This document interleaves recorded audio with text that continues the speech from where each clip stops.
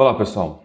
No vídeo anterior, nós vimos variáveis, nós vimos tipos de dados por alto que nós temos em Python, nós vimos a estrutura de decisão com if, elif e else, e a gente começou a ver repetição de operações, né, de atividades e tarefas, e nós paramos no laço de repetição for, que é esse código que vocês estão vendo aí na tela.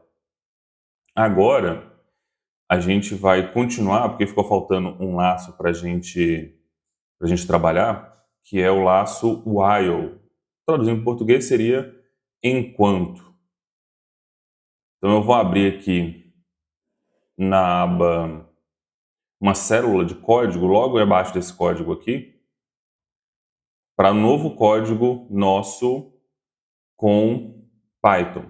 Só lembrando que, se eu observar no canto superior direito, tem um botão de conectar aqui no meu caso, é porque eu saí, né? Aí agora eu preciso abrir uma nova conexão para executar isso daqui. Eu posso fazer isso depois, mas já vou clicar aqui agora, já vou deixar ele fazer o processo de conexão com uma nova sessão. E a gente, porque como demora um pouquinho, se eu deixar para fazer isso só na hora que eu estiver executando o código, tem que ficar esperando um pouco, né? Ok, já foi, pronto, rapidinho. Rapidinho assim, né? Depende da internet, depende da sessão lá, das conexões do servidor, mas já está aqui conectado. Vamos fazer agora a repetição com o laço while. Eu vou começar o seguinte, no laço for, a gente já faz uma estrutura aqui em que a própria implementação do laço me garante o início e o final da nossa lista, nosso conjunto de dados. Então não preciso me preocupar em colocar início nem final. Eu simplesmente vou colocar ali que para cada valor dentro dessa lista vendas, qual é o início, qual é o final, eu não preciso me preocupar, que a própria implementação se preocupa com essas questões.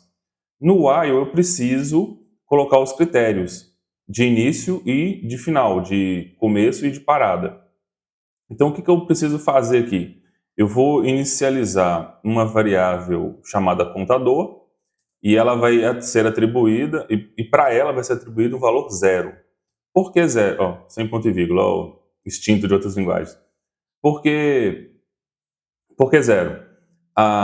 As listas em Python são um conjunto ordenado de dados que começam na posição zero. Eu falei isso no vídeo anterior. Então, para pegar o primeiro elemento, a gente precisa começar por zero, e esse contador vai nos ajudar nessa questão. Agora, eu vou colocar uma outra variável chamada limite, e essa variável limite ela vai receber o final da minha lista. Como que eu vou fazer isso? Bom, a gente conhece a lista, vendas, e a lista de vendas a gente sabe quantos elementos ela tem, mas na vida real isso não acontece. Isso aqui tem 5 elementos, aí é pouquinho. Na vida real nós vamos trabalhar com centenas, milhares, às vezes, dependendo da situação, milhões de linhas de registros. Você não vai ficar olhando a base de dados para ver isso, você tem que fazer de uma forma automatizada. Tem um método em Python que é o método len, abre e fecha parênteses. E dentro do método da função len, do método len, você vai passar um parâmetro que é vendas, que é a lista. Então, ele vai descobrir qual é o tamanho do método para a gente e retornar esse valor. Aí, a variável limite, ela vai receber o tamanho da nossa lista, tá bom? O comando while, né, o laço de repetição while, enquanto. O meu critério é o seguinte, enquanto o contador for menor que limite, 2 pontos. Ou seja, ele vai fazer a iteração, né, a repetição, enquanto essa condição aqui for verdadeira.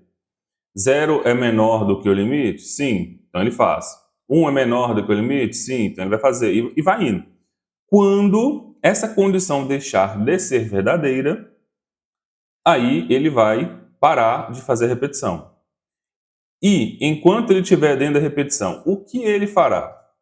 Ele vai dar um print, Lembrando de novo, Felipe, tem que colocar indentação? Tem. A indentação funciona igual no if, no for. É isso que vai dizer que a linha 5 faz parte da linha 4, da repetição, ok? Eu vou colocar a letra F, porque eu quero fazer uma impressão formatada da string. E entre as aspas, analisando venda, eu vou abrir e fechar chaves, porque aí eu vou colocar uma variável aqui. Eu vou colocar a variável contador mais 1. O que é isso daqui? Contador começa com qual valor? 0, porque é a primeira posição da lista. Só que, para os humanos, não é muito comum começar com a venda 0. Não é assim que começa. Para o ser humano, a gente começa a falar venda 1, venda 2, venda 3. Sempre começa do número 1. Então, aqui eu vou pegar essa operação matemática, o Python vai somar o valor de contador, que é 0 mais 1, 0 mais 1, 1. Aí vai aparecer o texto, analisando venda 1, tá? Mas, de novo, a venda 1 faz referência ao primeiro elemento da lista, que é 1.800, e que está na posição da lista, posição 0. É um pouco confuso para quem não tem esse hábito de programação, mas é assim que funciona nos computadores. Nós temos que fazer essa conversão entre a implementação computadorizada com o funcionamento da língua humana. 2 pontos depois das chaves, a gente vai continuar escrevendo. Vou abrir outras chaves aqui e aí eu vou colocar vendas. Eu vou abrir e fechar colchetes, por quê? Agora eu quero mostrar o valor que está dentro da lista naquela posição. E eu vou escrever dentro dos colchetes contador. Por quê? Quando eu coloco vendas entre colchetes contador, eu estou falando que eu quero mostrar o elemento que está dentro da lista vendas na posição cuja variável contador está apontando. Então, neste caso, contador, na primeira repetição, contador começa com 0. Então, ele vai pegar o elemento que está dentro de vendas na posição 0. Na posição 0 é 1.800. Ok? Então, ele vai imprimir o quê? Analisando venda 1, porque 0 mais 1 é 1, e ele vai mostrar o valor 1.001. Perdão, 1.800. Aí, uma outra coisa que eu tenho que fazer é o seguinte. Contador é 0. 0 é menor que o limite, que eu sei aqui olhando para a nossa lista que o limite é 5. Vai de 0 a 4, né? São as posições, mas são 5 elementos. O contador precisa mudar de valor para que ele possa fazer a condição de novo. Do jeito que está aí, se eu deixar só assim, nós vamos cair num problema chamado de loop infinito, ou laço infinito. Por quê? O contador nunca vai mudar de valor, ele sempre vai ser 0. E a condição do while sempre vai ser verdadeira, porque 0 sempre será menor que o limite. E aí o seu programa fica preso no loop infinito. Então aqui eu preciso fazer o contador mudar de posição para que ele mude também a posição lá na lista. Então eu vou fazer contador mais, é igual, no caso mais recebe 1. Que isso aqui significa o quê? Ele vai pegar o valor que ele já tem, que nessa primeira iteração, nessa primeira repetição é 0, e vai somar com 1. 0 mais 1, ele passa a apontar para a posição 1. E aí na nossa lista aqui a posição 1 agora é 2.100. Posição 1 ainda é menor que o limite? Isso vai ser verdade, ele vai fazer o print de novo, e ele vai fazer a linha 6. Aí ele já estava apontando para 1. 1 mais 1, 2. Aí o contador passa a valer 2. E ele volta e faz a conferência do critério de novo. Então, toda vez ele vai fazer isso. Enquanto isso aqui for verdade, na linha 4, essa condição, ele vai fazer a linha 5 e a linha 6. Terminou a linha 6, ele volta e verifica se a condição do while é verdadeiro. Enquanto for verdadeiro, ele vai fazendo. No momento que deixar de ser verdadeiro, ele simplesmente passa fora e sai do laço de repetição. Vamos executar o nosso código, Ctrl Enter. e aqui ele deu um erro. Por que ele deu um erro? Ele está falando que vendas não está definido. Por que não está definido? Se você executar esse código direto que eu falo o seguinte, se você tivesse feito esse aqui ontem e esse daqui em seguida, ia dar certo. Por quê? No ambiente da sessão de Python, a lista vendas estaria definida. Mas, como eu estou em outro dia de gravação, em uma outra sessão, todas as variáveis que eu tinha criado antes foi para o beleléu. Então, o que ele deu erro aqui? Ó? Só a gente olhar, né? Name erro, não sei o quê, papapá, não, limite. Aí apontou aqui, ó, linha 2, limite recebe len vendas. Aí qual que é o nome do erro? Name vendas is not defined, ou seja, a lista vendas não está definida, não existe na minha seção, né? Então eu precisaria...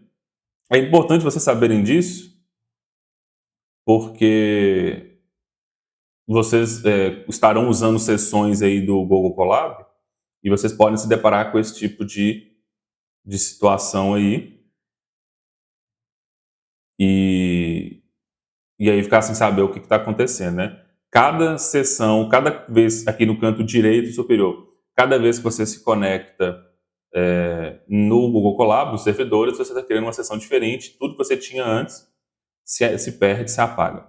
Então aqui ó, eu vou colocar a linha 1 com a nossa lista de novo, só para ele ter a lista e poder ver se funciona agora o nosso código. Aí, funcionou, tá vendo? Agora ele achou a lista vendas e o resto tudo funcionou. Analisando venda 1, venda 2, venda 3, venda 4 e venda 5 e todos os elementos na posição. 1.800, 2.100, 2.500, 1.900, 3.000. Ok? Vamos fazer agora só mais um pequeno teste aqui. Eu vou retirar vendas.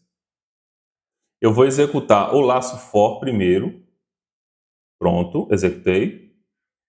Lembrando, como nesse novo vídeo eu já comecei no while, eu não tinha executado esse código aqui ainda, tá? Ah, Felipe, mas os códigos estão aí. Os códigos estão aqui, ele está mostrando essa resposta, mas é porque ficou salvo no notebook da minha gravação de aula ontem. Não quer dizer que o código foi executado nessa nova sessão, que fique bem claro. Só porque está aqui e tem uma resposta, não significa que estava executado, não. Eu já cheguei já fazendo o laço while e executando só ele. Então, aqui, ó, eu executei esse aqui do for, que eu tinha feito numa sessão anterior do Google Colab, e agora eu vou tentar executar o while sem ter passado aqui vendas. Quero ver se vai funcionar ou se vai dar o mesmo erro. Tá vendo? Funcionou. Por que funcionou? Por que mesmo sem eu colocar explicitamente aqui na linha 1, aqui, mesmo sem eu colocar aqui explicitamente nesse código vendas, por que funcionou? Como é que ele pegou esse vendas? É porque aí eu executei essa célula anterior aqui do laço for e a variável, a lista vendas, já estava na minha seção.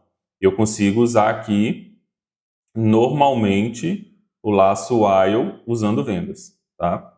Então, fiquem atentos a essa questão aí também em relação às sessões. Inclusive, é por isso que tem um botão aqui, ó, onde eu estou mexendo no meu mouse, chama executar tudo, executar todas as células do notebook. Às vezes, dependendo do tamanho do seu notebook e dependendo se você está numa seção lá embaixo que precisa de variáveis que estão em células anteriores para fazer uma sequência, talvez seja interessante você executar todas as células de uma vez para você já ter todas as estruturas de dados até aquele momento que você quer executar um código no final do notebook, tá bom? Então fiquem atentos a essa questão aí de codificação no Google Colab. Seção 5, listas. Aí tem aqui uma explicação do que são as listas, eu já tenho falado sobre elas bastante. É uma coleção ordenada de dados, tá? É um arranjo de dados. E esse arranjo é ordenado por posições, que começam no número 0. 0, 1, 2, 3, 4, por aí vai. A diferença de listas em Python para algumas outras linguagens, tipo C, C++, é que você consegue usar posições negativas também. Normalmente, nas clássicas, nas linguagens clássicas, é 0, 1, 2, 3, 4, 5, 6, e só números positivos, inteiros positivos, mas no Python a gente consegue usar índices negativos também, -1, -2, -3, lembrando que vai começar pelo -1. O 0 já está incluído lá nos positivos. Então seria -1, -2, -3, -4, e isso aí é para você pegar do final da lista até o início, tá? Então, nesse exemplo aqui, do vendas, seria 0, 1, 2, 3, 4. Ou seria -1, -2, -3, -4, -5. Ok? Mas no meu caso aqui a gente não vai usar não. É só para vocês saberem que isso aí é possível no Python. Vamos fazer uma célula de lista aqui. Ok, vamos começar. Vou fazer uma outra lista, chamar temperaturas, que vai receber listas em Python, sempre dentro de colchetes. 22.4, 23.1, 21.8, 24.0, 22.9. Todos são elementos aí de ponto flutuante, float. É obrigatório nas listas de Python todos os elementos serem do mesmo tipo? Não. Você pode fazer listas variadas. Você pode misturar inteiros com floats, com strings. Mas aí, nesse caso aqui, para o nosso exemplozinho de código, vão ser todos do mesmo tipo de dado. Vamos dar uma impressão print. Eu quero só mostrar para vocês como é que eu acesso as posições. Entre aspas, primeira temperatura, 2 pontos. Fora das aspas, vírgula. Como é que eu acesso a primeira posição? Eu vou escrever o nome da lista, temperaturas, vou abrir colchetes. Dentro desses colchetes eu vou colocar o número do índice. A primeira temperatura é 22.4, que eu já comentei, está na posição 0, sempre começa na posição 0. Então aqui ele tem que imprimir o quê? Ele tem que imprimir o número 22.4. Tem uma forma de nós adicionarmos elementos na lista, ao final da lista. Um método para isso é o método append. Então, se eu escrever o nome da lista, temperaturas, ponto, append, inclusive quando a gente começa a digitar, ele já nos mostra um auto-increment, né, um autocomplete, perdão, mostrando os métodos disponíveis. Append, a gente quer adicionar um elemento lá, vamos supor que vai ser a temperatura 23.5. Então, 23.5 vai ser adicionado após o elemento 22.9. Vamos fazer uma média dessa temperatura, dessas temperaturas, na verdade. Média vai receber. Existe um método. Como que a gente.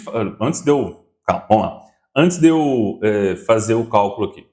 Na matemática, como é que eu faço uma média aritmética simples de valores?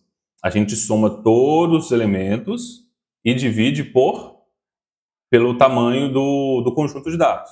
Então, nós teríamos que somar 22.4, 23.1, 21.9, 21.8, 24.0, 22.9 e o append que nós somamos aqui de 23,5. Então, soma tudo e divide por 1, 2, 3, 4, 5, 6 elementos. Então, soma tudo e divide por 6. A gente não pode simplesmente fazer isso na mão e jogar os valores aqui. Não faz sentido ter um algoritmo para isso. Então, nós temos que fazer de forma dinâmica. Existe um método, que é o método sum, com U, que é somatória, tá? Ele soma. Ele vai somar o quê? Entre parênteses, nós vamos passar o nosso conjunto de dados. Temperaturas. Então, ele vai pegar todos os elementos de temperaturas e somar. Depois que ele somar, nós vamos fazer uma divisão, e aqui eu estou deixando para vocês verem que símbolo de multiplicação, soma, subtração, divisão são os mesmos em qualquer linguagem. A barra, então, é a divisão, e ele vai somar, ele vai dividir pelo tamanho da lista. Nós vimos aqui no laço while que tem como nós descobrirmos dinamicamente o tamanho da nossa lista, que é len. Então, aqui eu vou colocar o quê? Len temperaturas. Ou seja, ele vai somar todos os elementos de temperatura e dividir pelo tamanho de temperatura. Olha que maravilha. É exatamente o que nós queremos no cálculo de média. E aí eu vou imprimir. Print, entre aspas. Reparem que eu não estou colocando o F aqui, eu estou fazendo os dois métodos de impressão para vocês se acostumarem. Média de temperatura, dois pontos. Depois das aspas, vírgula. Vamos colocar aqui média, que é a nossa variável. Se isso estiver certo, ele vai nos mostrar duas impressões, né? Ele vai nos mostrar o primeiro elemento e depois a média. Vamos ver aqui. Primeira temperatura, 22,4, perfeito. Então, quando nós precisamos acessar os elementos, os valores das listas, nós podemos fazer assim, passando dentro dos colchetes qual é o índice, e média da temperatura, 22,95. Maravilha, é exatamente isso daí. Nós poderíamos fazer o seguinte também. Tá vendo que deu ponto 95? Aí tipo, pô, ponto 95 e tal. A gente pode até arredondar isso daí, tá? Se a gente quiser. Ou outra coisa aqui também que é bom a gente mostrar. Print. Eu vou imprimir de forma genérica. Temperaturas. Depois que a gente faz a adição do append na linha 5, eu quero imprimir na linha 6 toda a minha lista. Olha lá, ó. Depois do elemento 22.9, surgiu o elemento 23.5 com o append também. Maravilha. Um outro teste, só para a gente ver. Eu vou colocar aqui -1. Na teoria, -1 deve me retornar o elemento de 22.9, porque quando a gente usa posição negativa, nós estamos buscando na nossa lista de trás para frente, ao contrário. Vamos ver se vai dar certo. Primeira temperatura, no caso eu deixo eu mudar a palavra, né? Última temperatura. Aliás, vamos fazer o exemplo direito, né? Já estamos aqui, vamos fazer direito. Vamos colocar dois prints para a gente ver a diferença. Última temperatura. E aí a última, vamos colocar -1. Eu vou executar. Primeira temperatura, 22.4, perfeito. Última temperatura, 22.9, perfeito, que é esse aqui. Depois o append funciona com toda a nossa lista e aí a média das temperaturas. Beleza. Então nós temos aí a nosso trabalhinho com as listas, tá? Então fizemos a média, imprimimos essa média e ele já apresentou aqui para nós. Vamos ver uma outra estrutura. Ah, beleza. Só antes de eu continuar aqui. Então, nós vimos os tipos de dados, os básicos, primitivos, inteiro, float, string. E tem um que a gente não viu ainda, a gente vai ver depois, que são os booleanos, verdadeiro ou falso, true ou false. A gente não fez exemplo com eles ainda. Mas, além disso, nós temos estruturas mais complexas que a gente pode usar para trabalhar. Também que são as listas, uma delas, e depois os dicionários, que é o assunto que a gente vai apresentar aqui. Tá? Vamos continuar aqui, então, vendo os dicionários. Vou criar aqui um código em dicionários. O que são os dicionários?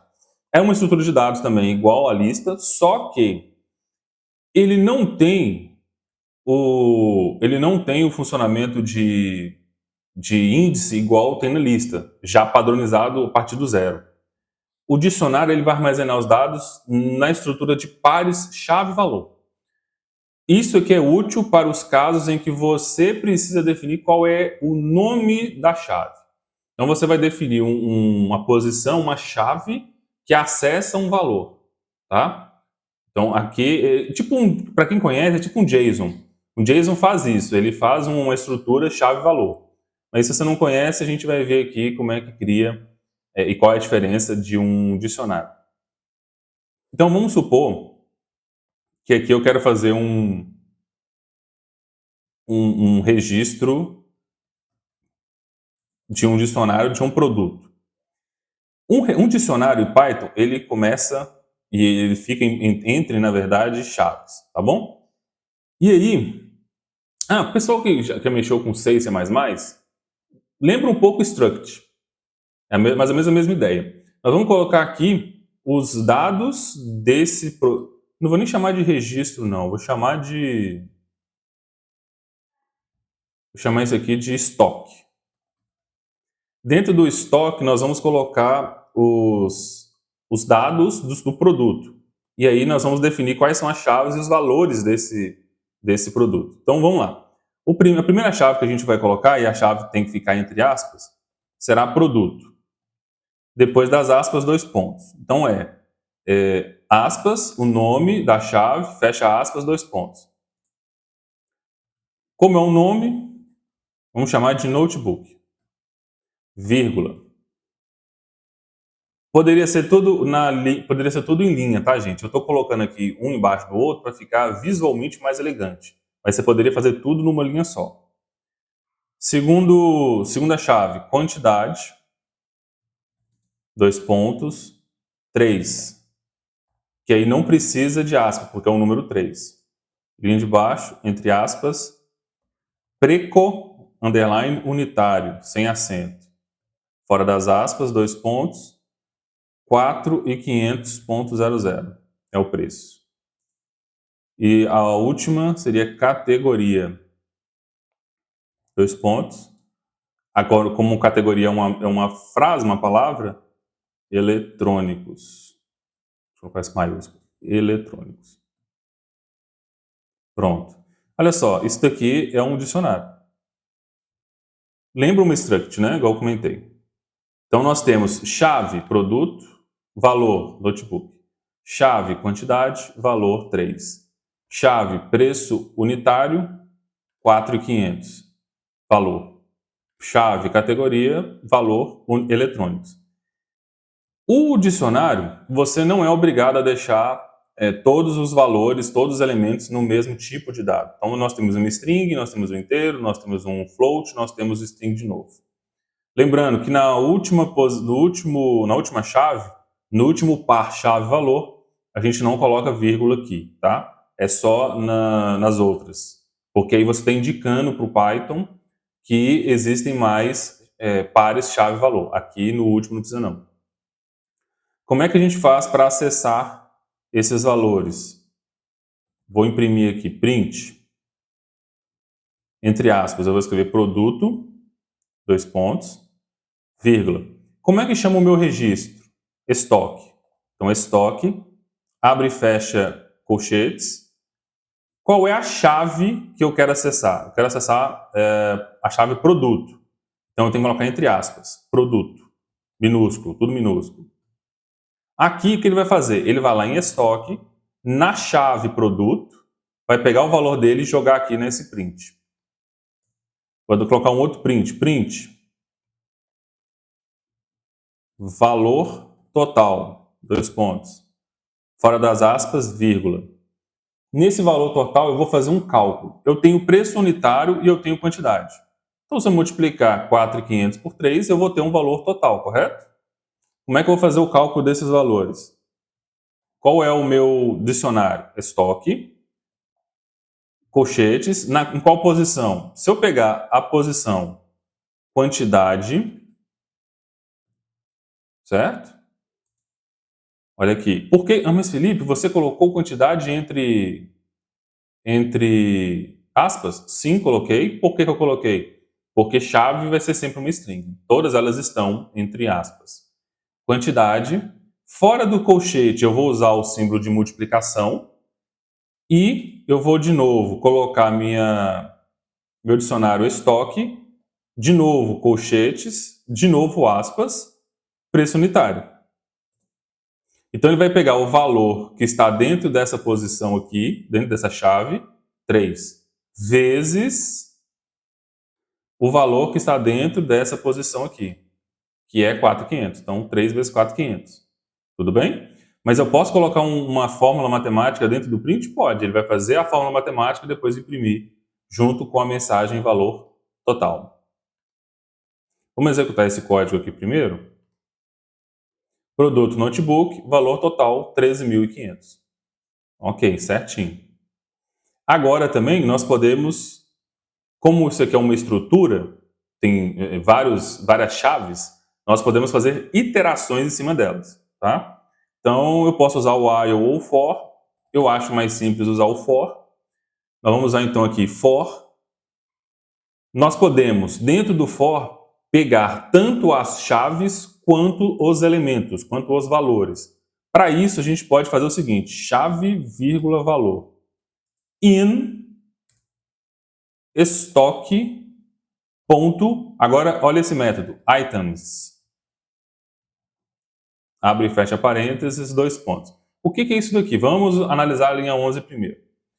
Esse método itens, ou items, abre e fecha parênteses, ele retorna, ele faz uma iteração dentro do dicionário e ele vai nos retornar o conjunto par de chave e de valor. Então ele vai retornar produto notebook, quantidade 3, preço unitário 4.500, categoria eletrônicos. Como ele retorna isso, nós vamos capturá-los, igual Pokémon, vamos capturar esses valores aí. O primeiro elemento do par, que é a chave, nós vamos jogar dentro da variável chave, vírgula. O segundo elemento que vai ser retornado do par, que é o valor, nós vamos jogar dentro de valor. Então, nós vamos receber um par de elementos e nós vamos desmembrá-los em duas variáveis, chave e valor. Para quê? Para manipulá-los dentro do laço de repetição for. Então, recapitulando, nós conseguimos esse retorno graças ao método itens, que já existe na linguagem.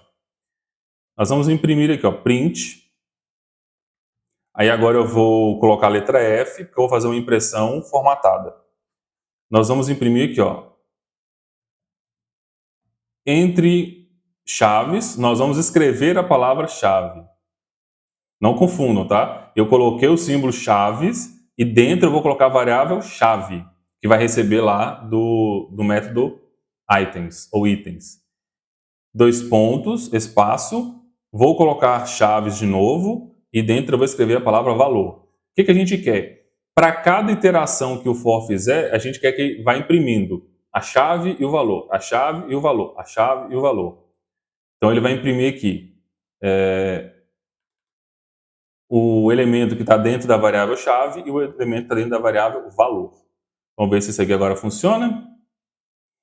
Beleza, olha só. Nós temos as duas primeiras impressões aqui, que são que a gente fez antes, e aí depois nós temos as 4 últimas, que são do nosso laço de repetição. Produto notebook, quantidade 3, preço unitário 4.500 e categoria eletrônicos. Essas 4 linhas últimas aqui saíram por conta do laço de repetição for. Então a gente viu os tipos básicos, nós vimos 2 tipos mais estruturados, as listas e o dicionário. A gente viu que tem métodos prontos. Eu, de forma nenhuma, zerei o assunto de métodos. Tem trocentos aí tipos de métodos possíveis para a gente mexer com dicionário, com lista. Alguns deles a gente vai ver ao longo dos códigos, tá? E, obviamente, te recomendo procurar documentação oficial ou sites confiáveis, caso você precise entender algum método. A gente não tem como ver todos. Cabe a você também procurar compreender mais opções possíveis da linguagem. Python tem muita opção disponível, tá? Esse vídeo já ficou um pouco grande, vou deixar para a gente fazer a última sessão no próximo vídeo. Um abraço.